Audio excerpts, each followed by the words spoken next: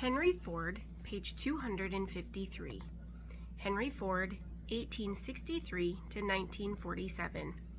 Failure is only the opportunity more intelligently to begin again. There is no disgrace in honest failure. There is disgrace in fearing to fail, as quoted by Samuel Crowther in Henry Ford's Problem, The Magazine of Business, 1927. Throughout his life, Henry Ford embraced challenges and the spirit of invention. Though he came from a simple farming family, Henry was fascinated by all things machinery and innovation and never ceased tinkering, planning, and experimenting, striving to improve life for regular people. Born in 1863 to William and Mary Ford, Henry lived a happy life during the United States' longest era of peace. Before eventually starting the Ford Motor Company in 1903, he worked with Thomas Edison as an engineer at the Edison Illuminating Company.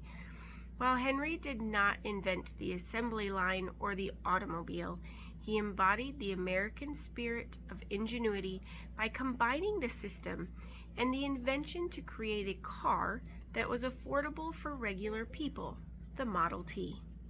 The following excerpt is from My Life and Work by Henry Ford, chapter The Beginning of Business. On May 31, 1921, the Ford Motor Company turned out car number 5 million. It is out in my museum along with the gasoline buggy that I began work on 30 years before and which first ran satisfactorily along in the spring of 1893. I was running it when the bobolinks came to Dearborn, and they always come on April 2nd. There is all the difference in the world in the appearance of the two vehicles, and almost as much difference in construction and materials, but in fundamentals the two are curiously alike, except that the old buggy has on it a few wrinkles that we have not quite adopted in our modern car. For that first car or buggy, even though it had but 2 cylinders, would make 20 miles an hour and run 60 miles on the 3 gallons of gas the little tank held, and is as good today as the day it was built. The development in methods of manufacture and in materials has been greater than the development in basic design. The whole design has been refined. The present Ford car, which is the Model T, has 4 cylinders and a self-starter. It is in every way a more convenient and an easier riding car. It is simpler than the first car, but almost every point in it may be found also in the first car. The changes have been brought about through experience in the making and not through any change in the basic principle, which I take to be an important fact, demonstrating that, given a good idea to start with, it is better to concentrate on perfecting it than to hunt around for a new idea. One idea at a time is about as much as anyone can handle. It was life on the farm that drove me into devising ways and means to better transportation. I was born on July 30th, 1863, on a farm at Dearborn, Michigan, and my earliest recollection is that, considering the results, there was too much work on the place. That is the way I still feel about farming. There is a legend that my parents were very poor, and that the early days were hard ones. Certainly they were not rich, but neither were they poor. As Michigan farmers went, we were prosperous. The house in which I was born is still standing, and it and the farm are part of my present holding. There was too much hard hand labor on our own and all other farms of the time. Even when very young, I suspected that much might somehow be done in a better way. That is what took me into mechanics, although my mother always said that I was born a mechanic. I had a kind of workshop with odds and ends of metal for tools before I had anything else. In those days, we did not have the toys of today. What we had were homemade. My toys were all tools. They still are. And every fragment of machinery was a treasure. The biggest event of those early years was meeting with a road engine about 8 miles out of Detroit one day when we were driving to town. I was then 12 years old. The second biggest event was getting a watch, which happened in the same year. I remember that engine as though I had seen it only yesterday, for it was the first vehicle other than horse-drawn that I had ever seen. It was intended primarily for driving threshing machines and sawmills, and was simply a portable machine and boiler mounted on wheels with a water tank and coal cart trailing behind. I had seen plenty of these engines hauled around by horses, but this one had a chain that made a connection between the engine and the rear wheels of the wagon-like frame on which the boiler was mounted. The engine was placed over the boiler, and one man standing on the platform behind the boiler shoveled coal, managed the throttle, and did the steering. It had been made by Nichols, Shepard and Company of Battle Creek. I found that out at once. The engine had stopped to let us pass with our horses, and I was off the wagon and talking to the engineer before my father, who was driving, knew what I was up to. The engineer was very glad to explain the whole affair. He was proud of it. He showed me how the chain was disconnected from the propelling wheel and a belt put on to drive other machinery. He told me that the engine made 200 revolutions a minute and that the chain pinion could be shifted to let the wagon stop while the engine was still running. This last is a feature which, although in different fashion, is incorporated into modern automobiles. It was not important with steam engines, which are easily stopped and started, but it became very important with the gasoline engine. It was that engine that took me into automotive transportation. I tried to make models of it, and some years later I did make one that ran very well. But from the time I saw that road engine as a boy of 12 right forward to today, my great interest has been in making a machine that would travel the roads. Driving to town, I always had a pocket full of trinkets, nuts, washers, and odds and ends of machinery. Often I took a broken watch and tried to put it together. When I was 13, I managed for the first time to put a watch together so that it would keep time.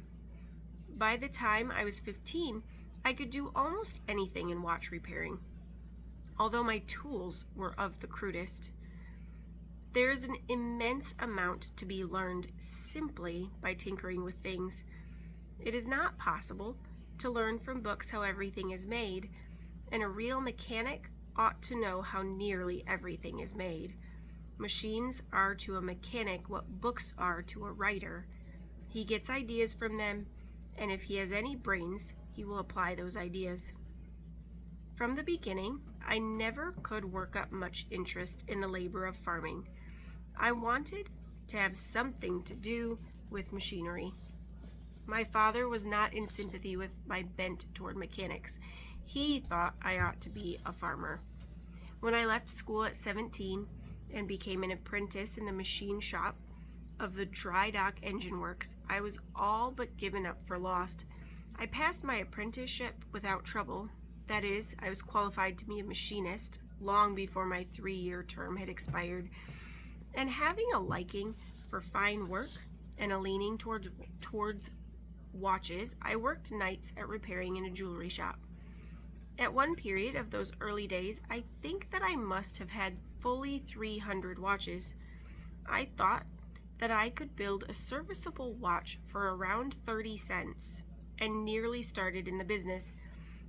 But I did not, because I figured out that watches were not universal necessities, and therefore people generally would not buy them. Just how I reached that surprising conclusion, I am unable to state. I did not like the ordinary jewelry and watchmaking work, excepting where the job was hard to do. Even then, I wanted to make something in quantity. It was just about the time when the standard railroad time was being arranged, We had formerly been on sun time, and for quite a while, just as in our present daylight saving time, the railroad time differed from the local time. That bothered me a good deal, and so I succeeded in making a watch that kept both times. It had 2 dials, and it was quite a curiosity in the neighborhood. In 1879, that is about 4 years after I first saw that Nichols-Shepard machine, I managed to get a chance to run one, and when my apprenticeship was over, I worked with a local representative of the Westinghouse Company of Schenectady as an expert in the setting up and repair of their road engines. The engine they put out was much the same as the Nichols-Shepard engine, excepting that the engine was up in front, the boiler in the rear, and the power was applied to the back wheels by a belt. They could make 12 miles an hour on the road, even though the self-propelling feature was only an incident of the construction.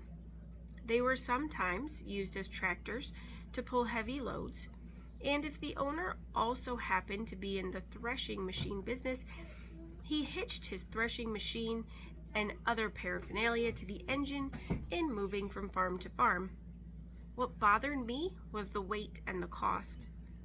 They weighed a couple of tons and were far too expensive to be owned by other than a farmer with a great deal of land. They were mostly employed by people who went into threshing as a business or who had sawmills or some other line that required portable power.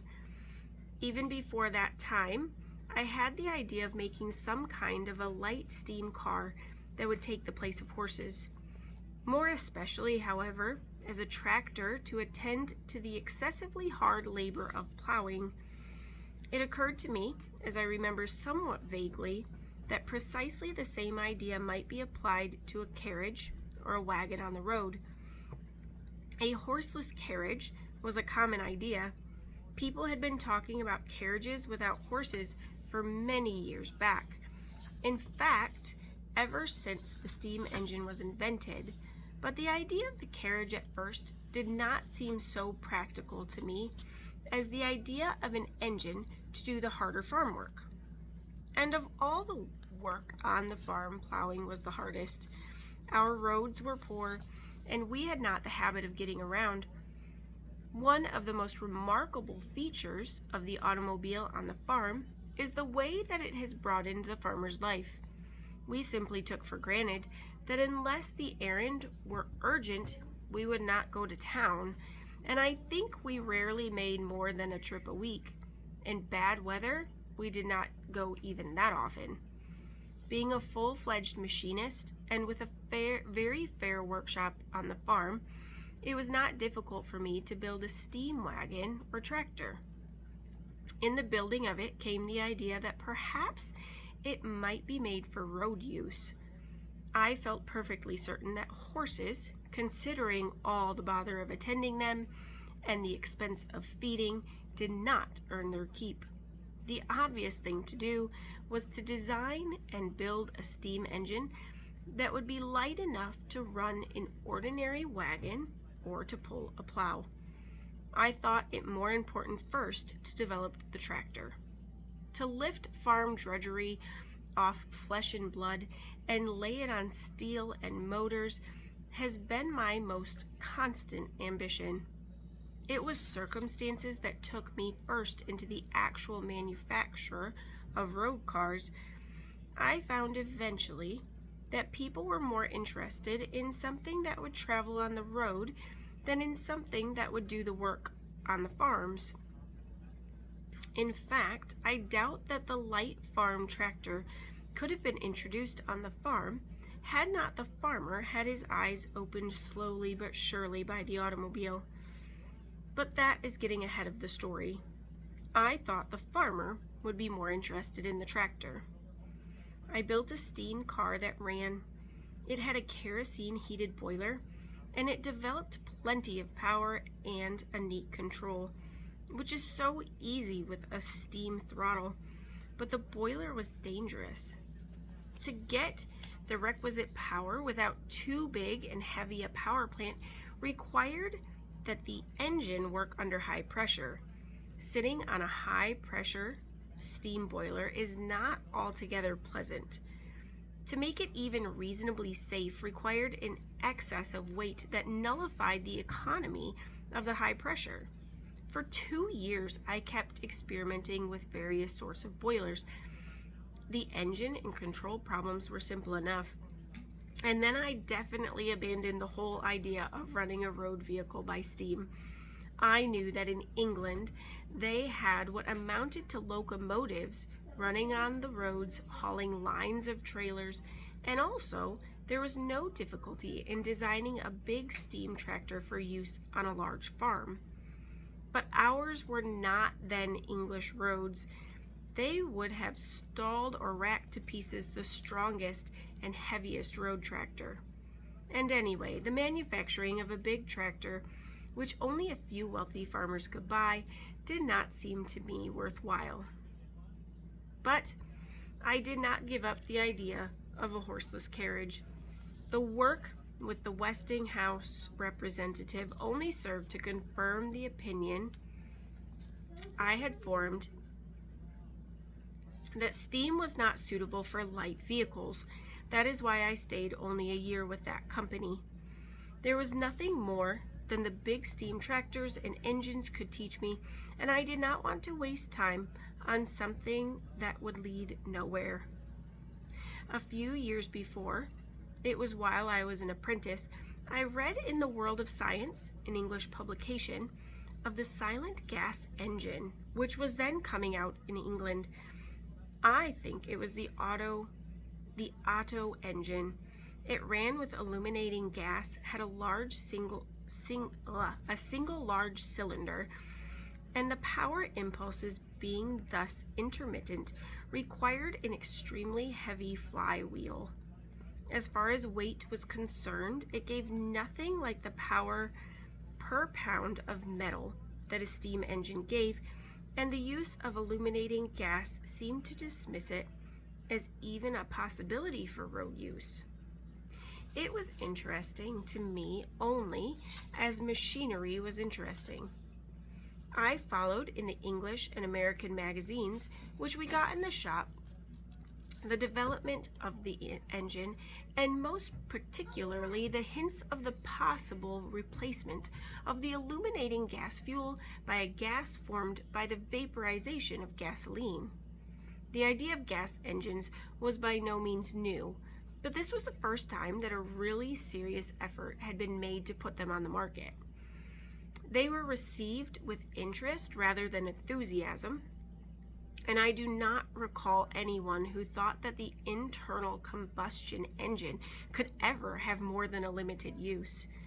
All the wise people demonstrated conclusively that the engine could not compete with steam.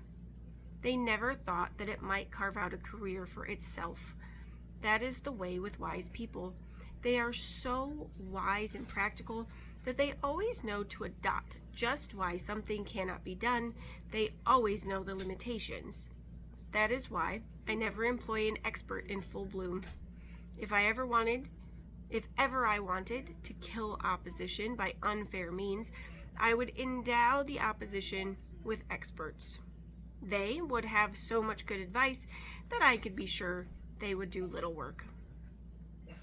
The gas engine interested me, and I followed its progress, but only from curiosity until 1885 or 1886, when the steam engine, being discarded as the motive power for the carriage that I intended someday to build, I had to look around for another sort of motive power.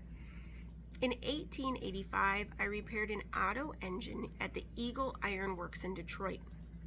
No one in town knew anything about them. There was a rumor that I did, and although I had never before been in contact with one, I undertook and carried through the job. That gave me a chance to study the new engine at first hand, and in 1887 I built one on the Otto 4-cylinder model just to see if I understood the principles. It was the Otto 4-cycle model. not four-cylinder model. Sorry about that. Four-cycle means that the piston traverses the cylinder 4 times to get one power impulse. The first stroke draws in the gas, the second compresses it. The third is the explosion or power stroke, while the fourth stroke exhausts the waste gas. The little model worked well enough. It had a 1-inch bore and a 3-inch stroke, operated with gasoline, and while it did not develop much power, it was slightly lighter in proportion than the engines being offered commercially. I gave it away later to a young man who wanted it for something or other and whose name I have forgotten. It was eventually destroyed. That was the beginning of the work with the internal combustion engine. I was then on the farm, to which I had returned more because I wanted to experiment than because I wanted to farm, and now, being an all-around machinist, I had a first-class workshop to replace the toy shop of earlier days. My father offered me 40 acres of timberland, provided I gave up being a machinist. I agreed in a provisional way, for cutting the timber gave me a chance to get married. I fitted out a sawmill and a portable engine and started to cut out and saw up the timber on the tract. Some of the first of that timber went into a cottage on my new farm, and in it we began our married life. It was not a big house, 31 feet square, and only a story and a half high, but it was a comfortable place. I added to it my workshop, and when I was not cutting timber, I was working on the gas engines, learning what they were and how they acted. I read everything I could find, but the greatest knowledge came from the work. A gas engine is a mysterious sort of thing. It will not always go the way it should. You can imagine how those first engines acted. It was in 1890 that I began on a double-cylinder engine. It was quite impractical to consider the single cylinder for transportation purposes. The flywheel had to be entirely too heavy. Between making the first 4-cycle engine of the Otto type and the start on a double cylinder, I had made a great many experimental engines out of tubing. I fairly knew my way about. The double cylinder, I thought, could be applied to a road vehicle, and my original idea was to put it on a bicycle with a direct connection to the crankshaft and allowing for the rear wheel of the bicycle to act as the balance wheel. The speed was going to be varied only by the throttle. I never carried out this plan because it soon became apparent that the engine, gasoline tank, and the various necessary controls would be entirely too heavy for a bicycle. The plan of the two opposed cylinders was that, while one would be delivering power, the other would be exhausting. This naturally would not require so heavy a flywheel to even the application of power. The work started in my shop on the farm. Then I was offered a job with the Detroit Electric Company as an engineer and machinist at $45 a month. I took it because that was more money than the farm was bringing me, and I had decided to get away from farm life anyway. The timber had all been cut. We rented a house on Bagley Avenue, New Detroit. The workshop came along, and I set it up in a brick shed at the back of the house. During the first several months, I was in the night shift at the electric light plant, which gave me very little time for experimenting. But after that, I was in the day shift, and every night and all of every Saturday night, I worked on the new motor. I cannot say that it was hard work. No work with interest is ever hard. I always am certain of the results. They always come if you work hard enough. But it was a very great thing to have my wife even more confident than I was. She has always been that way. I had to work from the ground up. That is, although I knew that a number of people were working on horseless carriages, I could not know what they were doing. The hardest problems to overcome were in the making and breaking of the spark and in the avoidance of excess weight. For the transmission, the steering gear, and the general construction, I could draw on my experience with the steam tractors. In 1892, I completed my first motor car, but it was not until the spring of the following year that it ran to my satisfaction. This first car had something of the appearance of a buggy. There were 2 cylinders with a 2.5-inch bore and a 6-inch stroke set side by side and over the rear axle. I made them out of the exhaust pipe of a steam engine that I had bought. They developed about 4 horsepower. The power was transmitted from the motor to the countershaft by a belt, and from the countershaft to the rear wheel by a chain. The car would hold 2 people, the seat being suspended on posts and the body on elliptical springs. There were 2 speeds, one of 10 and the other of 20 miles per hour, obtained by shifting the belt, which was done by a clutch lever in front of the driving seat. Thrown forward, the lever put in that high speed, thrown back the low speed.